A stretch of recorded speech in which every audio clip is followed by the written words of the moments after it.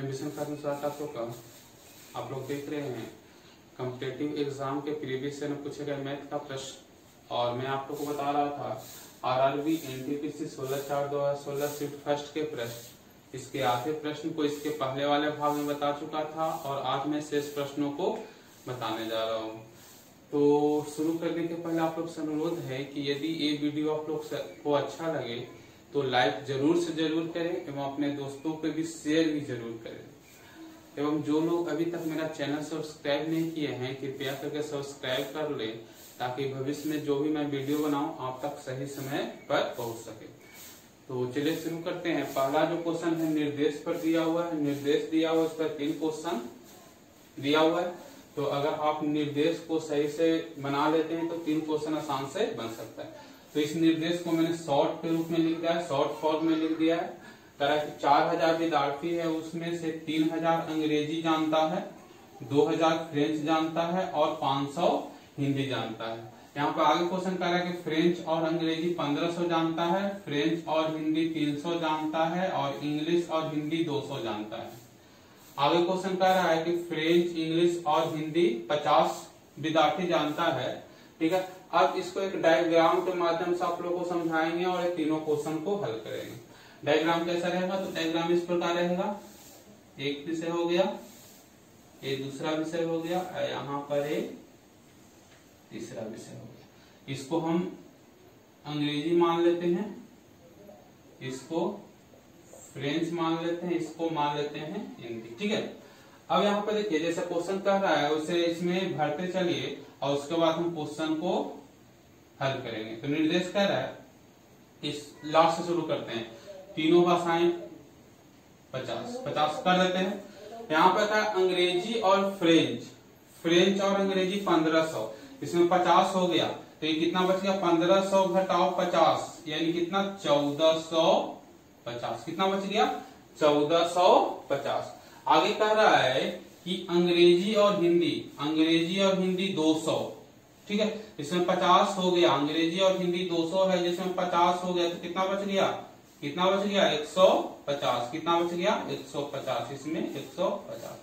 अब आ गया हिंदी और फ्रेंच, हिंदी और फ्रेंच 300 है जिसमें 50 घट गया तो कितना बच गया? ये हो गया 250। ठीक है, 50 हट गया क्योंकि 50 तो तीनों भाषा बोलता है, तो केवल अगर हिंदी और फ्रेंच कहे तो 250। अब यहाँ पे देखिए अंग्रेजी, अब आ जाइए पहला लाइन पे, अंग्रेजी 3000 है, इसमें 1450, 50 और 150 हो गया। तो 1450 में 50 जोड़ेंगे तो कितना हो जाएगा? 1500। और 1500 में क्या, अगर 1500 में 150 जोड़ेंगे तो कितना हो जाएगा? 1650। अगर 3000 में 1650 घटाते हैं तो कितना हो जाएगा? 3000 घटाओ 1650 यानी 1350। कितना हो जाएगा? 1350। अगर पूछे केवल अंग्रेजी बोलने वाले की संख्या कितनी हो जाएगी? 1350। आगे क्वेश्चन है कि फ्रेंच बोलने वाले की संख्या 2000 है, इसमें देखते हैं कितना है? 1450 और 50 1500, और 1500 में अगर हम क्या करते हैं 250 जोड़ेंगे तो 1750 हो जाएगा। कितना हो जाएगा? 1750। अगर 2000 में 1750 घटाएंगे तो कितना हो जाएगा? 250। केवल फ्रेंच बोलने वाला की संख्या कितनी हो जाएगी? 250। अब आ जाता है हिंदी। अब यहाँ पे देखिए 150 है, 50 है और 250 है, तो जोड़िए इसको, 150 और 50 200 और 200 में 250 जोड़ेगा तो 450।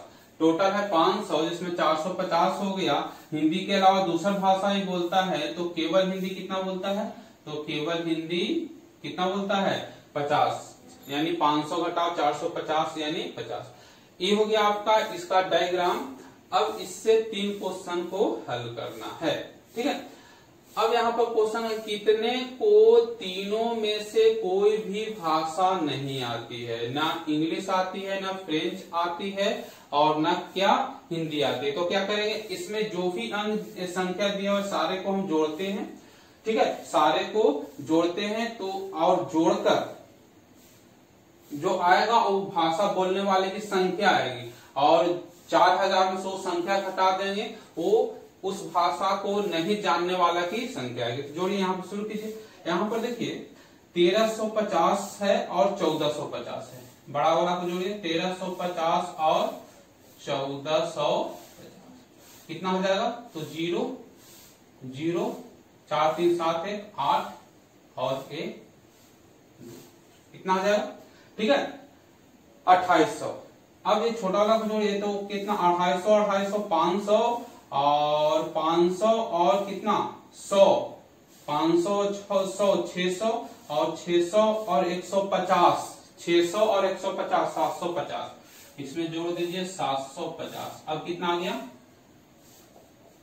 0 5 14 15 3 यानी कहने का अर्थ हुआ कि 3550 व्यक्ति है जो इंग्लिश बोलता है, फ्रेंच बोलता है, हिंदी बोलता है, यानी कोई ना कोई भाषा जरूर बोलता है, कोई ना कोई भाषा है तीनों में से जरूर बोलता है।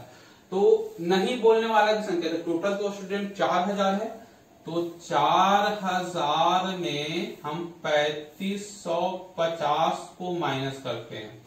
4000 में 3550 को माइनस करते हैं तो घटाइए इसको 0 हो गया 5 हो गया और 4 हो गया, यानी 450 विद्यार्थी ऐसे हैं, ठीक है 450 विद्यार्थी ऐसे हैं जो कि न तो फ्रेंच जानते हैं, न अंग्रेजी जानते हैं, न हिंदी जानते हैं। अगला क्वेश्चन क्या है? अगला क्वेश्चन है कितने को कम से कम एक भाषा आती है।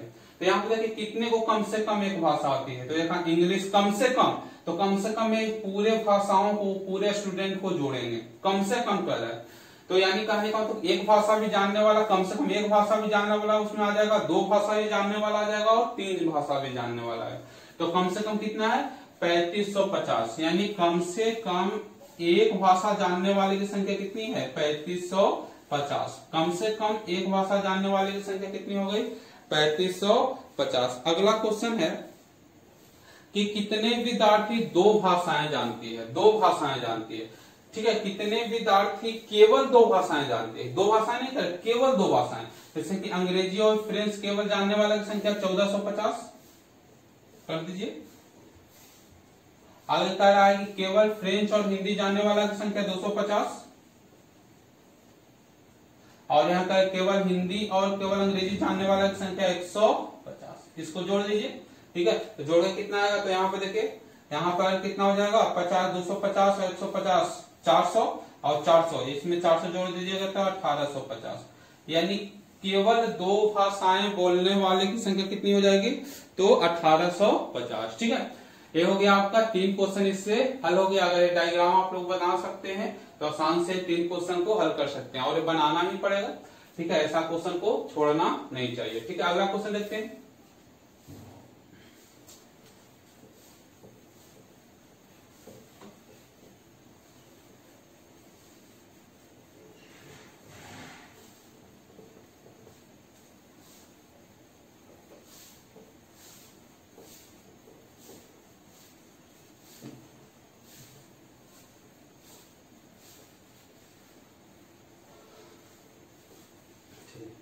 अगला क्वेश्चन है कि ध्यान दीजिए यहां पर प्रति वर्ष 20% के दर पर, दर कितना है 20%, कह रहा है कि प्रति वर्ष 20% के दर पर 10,000 रुपया का मूलधन कितना 10,000,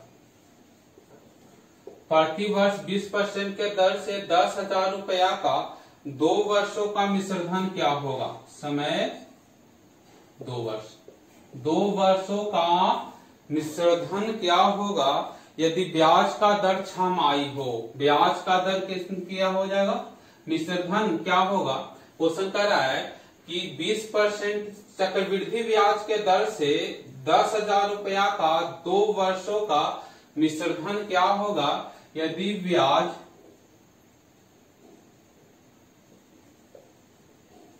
6 माही संयोजित हो, यदि ब्याज 6 माही संयोजित हो। अब देखिएगा यदि ब्याज 6 माही संयोजित हो तो दर आधा हो जाता है और समय दुगना हो जाता है। अगर दर को आधा करेंगे तो दर 10% हो जाएगा और समय को दुगना करेंगे तो समय कितना हो जाएगा? तो समय हो जाएगा 4 वर्ष। अब देखिएगा 4 वर्ष का चक्रवृद्धि ब्याज निकालने में, मिश्रधन निकालने में को टाइम लगेगा।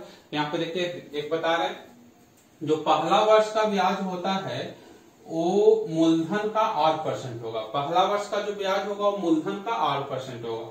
यानी पहला वर्ष का ब्याज अगर देखा जाए तो 10,000 का 10/100, बहुत आसान तरीका से बता रहे, यानी कितना हो जाएगा 1,000। यानी पहले वर्ष का जो ब्याज होगा 1,000 होगा। हमको 4 वर्ष का कर रहा है तो यहाँ हम ब्याज पहले निकालते हैं, 1 2 3 4, और ब्याज निकल जाएगा तो मूलधन में जोड़ देंगे। तो हम सबसे पहले ब्याज निकालते हैं, ठीक है। अब देखो पहला वर्ष का ब्याज तो 1,000 है, अगला वर्ष का ब्याज 10% बढ़ जाएगा तो 110/100 करेंगे। यानी अगला वर्ष का ब्याज कितना हो जाएगा तो 1100। उसके अगले वर्ष का ब्याज 10% बढ़ जाएगा। बहुत आसान तरीका से आप लोग बनाते चलिए, 1210, और अगला वर्ष का ब्याज भी 10% बढ़ जाएगा, यानी 1331। यानी पहला वर्ष का ब्याज 1,000, अगला वर्ष का ब्याज 1210, ठीक है। पहला वर्ष का ब्याज 1,000, अगला वर्ष का ब्याज 1100,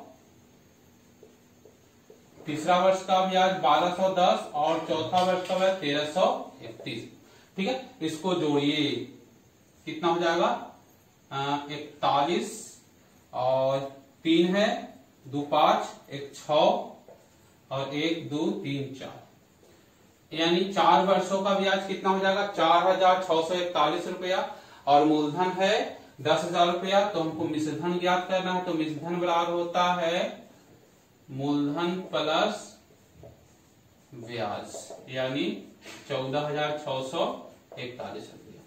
4 वर्ष का ब्याज कितना हो जाएगा तो 14,641 रुपया। आगे देखते हैं, अगला क्वेश्चन कह रहा है कि 1 मिनट रुक जाइए।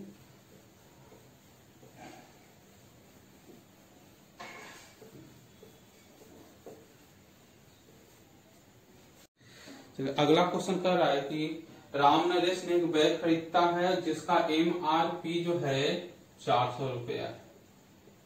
MRP कितना है 400 रुपया। कह रहा है क्वेश्चन में कि वह 2 क्रमागत बट्टा देता है जिससे उसका मूल्य जो है 160 रुपया हो जाता है। वह 2 क्रमागत बट्टा प्राप्त करता है, इससे मूल्य कितना हो जाता है 160। क्वेश्चन आगे कह रहा है कि यदि 1/20% हो, दूसरा बट्टा क्या होगा। 1/20% है, 400 रुपया मूल्य हो गया।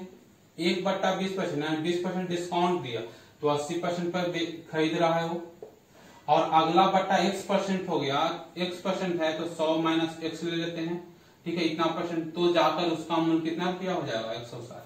यानी 400 पर 20% बट्टा दिया तो 80% पर वह खरीद रहा है, और फिर बट्टा मिल रहा है तो फिर अगला x% का बट्टा मिल रहा है तो कितना खरीद रहा है, तो इसका 100 माइनस x% बराबर कितना है 160%। अब कर लीजिए 400 गुने 80/100 और 100 माइनस x/100 बराबर 160, ठीक है। कर दीजिए, 2 बार में कटेगा और 1 25, तो 25 दूनी 50, तो 100 माइनस x बराबर 50, तो x वाई कितना हो जाएगा तो 100 माइनस 50, यानी कितने परसेंट का बट्टा देगा तो 50% का बट्टा देगा। कितना परसेंट का बट्टा देगा 50% का बट्टा देगा, ठीक है। आगे देखते हैं,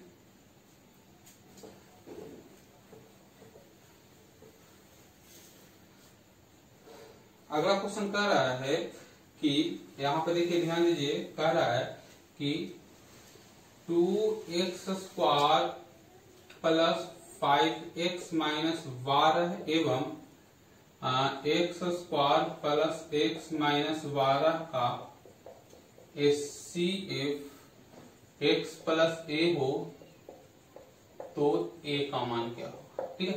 तो इसको द्विघात समीकरण को तोड़ते हैं, ठीक है, बराबर 0 लेकर, इसमें भी बराबर 0 लेकर तोड़ते हैं।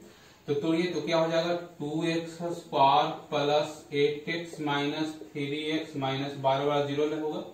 2x कॉमन हो जाएगा तो कितना हो जाएगा x प्लस 4 और 3 कॉमन हो जाएगा तो x प्लस 4 बराबर 0, तो क्या हो जाएगा x प्लस 4 इंटू कितना 2x माइनस 3, ये तो टूट गया। अब इसको तोड़ते हैं तो क्या हो जाएगा इसको एक्स स्क्वायर प्लस चट्टी 12 ना 4x माइनस 3x माइनस 12, तो कितना x कॉमन लेंगे तो x प्लस 4, यहां पर कितना 3 कॉमन लेंगे तो x प्लस 4, ये कितना हो जाएगा x प्लस 4 और x माइनस 3। एचसीएफ का मतलब होता है कि दोनों दिए गए दोनों संख्याओं में जो निष्ठ हो, तो जो कॉमन कौन है x प्लस 4 इसमें भी आ रहा है, x प्लस 4 इसमें भी आ रहा है, तो एचसीएफ कितना हो गया, तो एचसीएफ हो गया x प्लस 4, और यहाँ पर दे रहा है a, तो x प्लस a दे रहा है, तो a बराबर कितना हो जाएगा, तो a बराबर 4 आंसर हो जाएगा, a बराबर कितना हो जाएगा, तो a बराबर 4 आंसर हो जाएगा। ठीक है, अगला देखिए,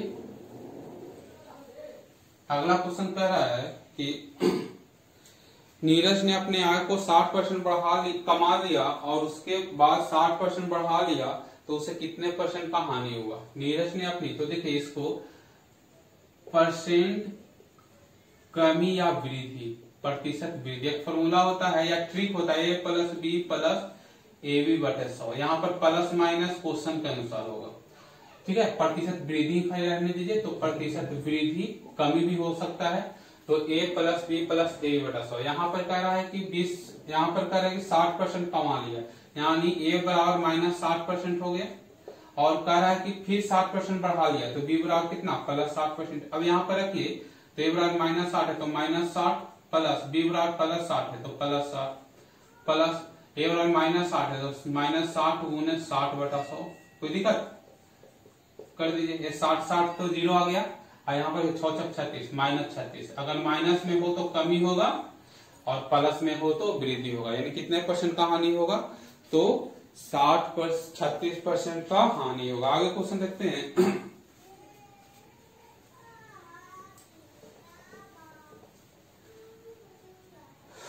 आगे क्वेश्चन है कि रामू शांत जल में 9 किलोमीटर पर घंटा चल सकता है एवं धारा के दिशा में किसी दूरी को जाकर वापस विपरीत दिशा में आने पर दुगना समय लगता है, तो धारा की गति क्या होगा।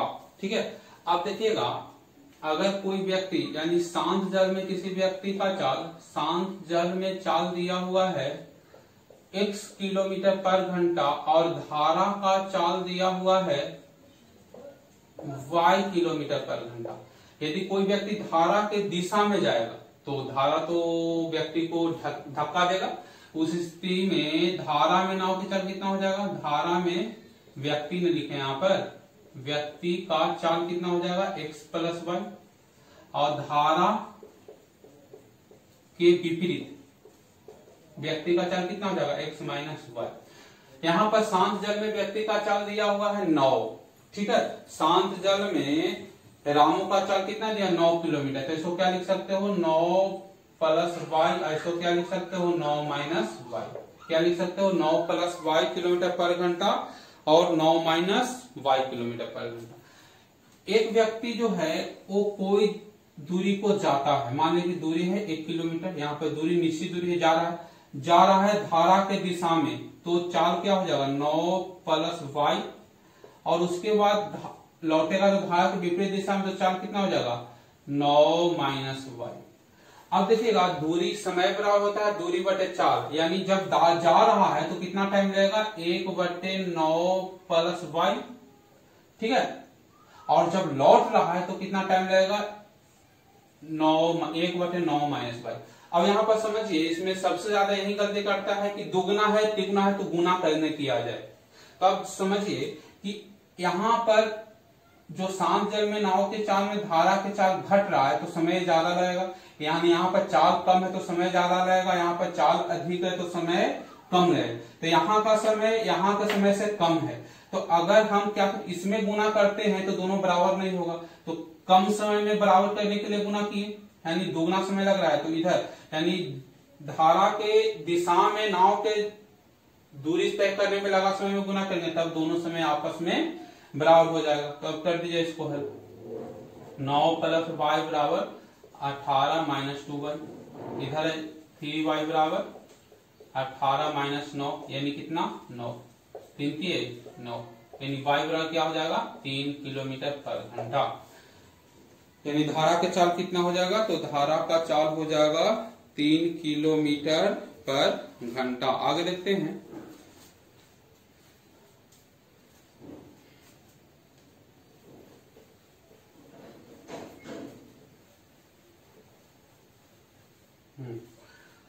अगला क्वेश्चन है कि एक दीवार के सहारे एक सीढ़ी को रखा गया है जो दीवार के पाद से 10 मीटर के दूरी पर है, तो सीढ़ी दीवार पर कितने मीटर ऊंचाई पर टिका हुआ है।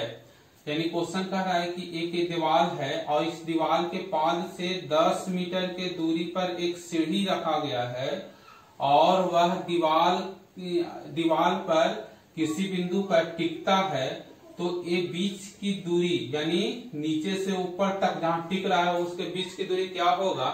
यदि इसके बीच का कोण 45 डिग्री दिया हुआ है, इसके बीच का कोण कितना डिग्री दिया हुआ है, 45 डिग्री दिया है। क्वेश्चन कर रहा है कि यदि उन्नयन कोण कितना डिग्री दिया हुआ है, 45 डिग्री दिया हुआ है।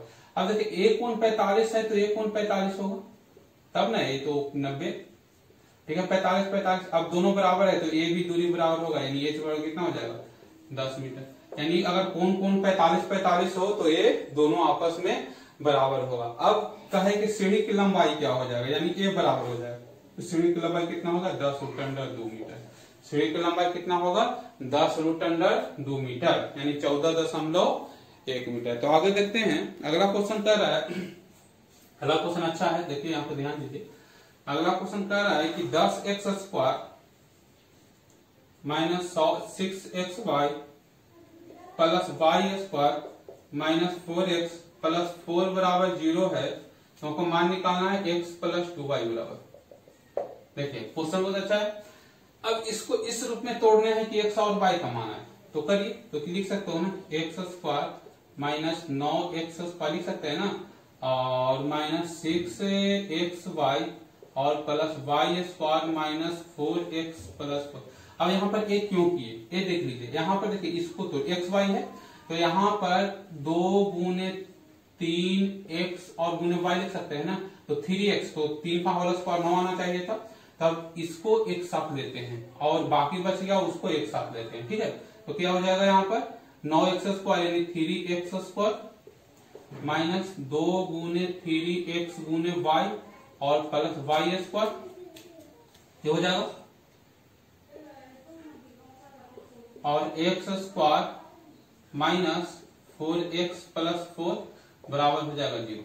अब ये फॉर्मूला क्या हो जाएगा, आपका 3x माइनस y का होल स्क्वायर और प्लस x माइनस 2 का होल स्क्वायर बराबर 0। अब ये 0 लिया है तो 0 ले लेते हैं, तो x माइनस 2 का होल स्क्वायर बराबर 0, तो x बराबर कितना हो जाएगा 2 हो जाएगा। x बराबर कितना हो जाएगा 2। यहाँ पर x का मान 2 रखिए तो कितना हो गया 2 गुने, अब इसको भी ले लेते हैं 3x माइनस y का होल स्क्वायर बराबर 0, तो 3x माइनस y बराबर 0, तो यहाँ पर y बराबर कितना हो जाएगा 3x, यानी कितना 3 गुना 2, यानी y का मान कितना हो जाएगा तो 6। अब y का मान 6 आ गया और x का मान हो गया 2, तो यहाँ पर 2 प्लस 2 गुना 6, 6 दूनी 12 और 2 14, यानी इसका मान कितना आ जाएगा, तो इसका मान कितना आ जाएगा, तो इसका मान आ जाएगा 14, ठीक है। अगला क्वेश्चन देखिए, 2-3 क्वेश्चन और है।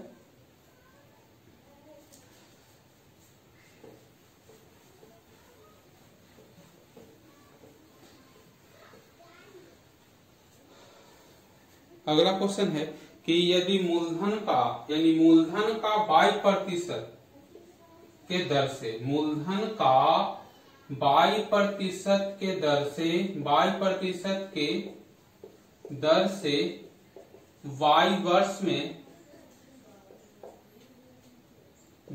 साधारण ब्याज y होता है, तो मूलधन क्या होगा। तो ये तो आसान है, मूलधन गुने समय गुने दर बटा 100 बराबर y, ठीक है। काट लीजिए y से y, तो p बराबर क्या हो जाएगा 100 बटा y, तो मूलधन क्या हो जाएगा, मूलधन हो जाएगा 100 बटा y, मूलधन क्या हो जाएगा 100 बटा y।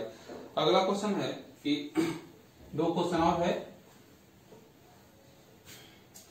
क्वेश्चन कर रहा है कि एक बस 90 किलोमीटर पर घंटे की रफ्तार, बहुत आसान क्वेश्चन है, 90 किलोमीटर पर घंटे की रफ्तार से गतिशील है तो 20 सेकंड में कितना दूरी तय करेगा, 20 सेकंड में कितना दूरी तय करेगा। तो कर दीजिए, दूरी बराबर होता है चाल होने समय, यहाँ पर किलोमीटर पर घंटा है, इसको मीटर पर सेकंड में चेंज कीजिए तो कितना 5/18, 18 पचे 90 यानी 25 किलोमीटर पर घंटा हो जाएगा। और 20 सेकंड है तो दूरी बराबर क्या हो जाएगा, 25 गुने 20 बराबर कितना, 25 दूनी 50, यानी कितना दूरी हो जाएगा, तो दूरी हो जाएगा 500 मीटर। ठीक है, दूरी कितना हो जाएगा, तो दूरी हो जाएगा 500 मीटर। ठीक है, चलिए आगे क्वेश्चन है, अंतिम क्वेश्चन है, कह रहा है मयंक, दीपक और पवन एक काम को, यानी मयंक जो है किसी काम को 10 दिन में करता है, दीपक जो है उस काम को मयंक जो है किसी काम को 5 दिन में करता है, दीपक 10 दिन में करता है, और पवन जो है 15 दिन में करता है, और वो काम करके मजदूरी मिलता है 12,000 रुपया। काम करके मजदूरी मिलता है उसको 12,000 रुपया। तो क्वेश्चन कर रहा है कि दीपक का हिस्सा क्या होगा। तो देखिए, दिन का उल्टा होता है मजदूरी, यानी का जो क्षमता है तो मजदूरी मिलता है किसी को क्षमता के ऊपर। तो काम कर और क्षमता कब बनेगा, तो जो जितना दिन में एक दिन में जितना काम करेगा वही क्षमता हो गया। तो यहाँ पर क्षमता, काम करने का क्षमता क्या होगा, तो उसका अनुपात निकालते हैं। तो क्षमता दिन का उल्टा मजदूरी कह सकते हैं, अगर साधारण भाषा में कहा जाए तो। हो गया, अब इसका लसा निकालिए, 5, 10, 15 का लसा हो गया आपका क्या कहते हैं 30। तो क्या हो जाएगा अनुपात, 6 × 5 = 30 और 3 और 15 दूनी 30। ठीक है, हमको कह रहा है दीपक का, तो दीपक कितना हो जाएगा, दीपक इसमें कितना है 3 और 6 3 9 और 2 11 और 12,000।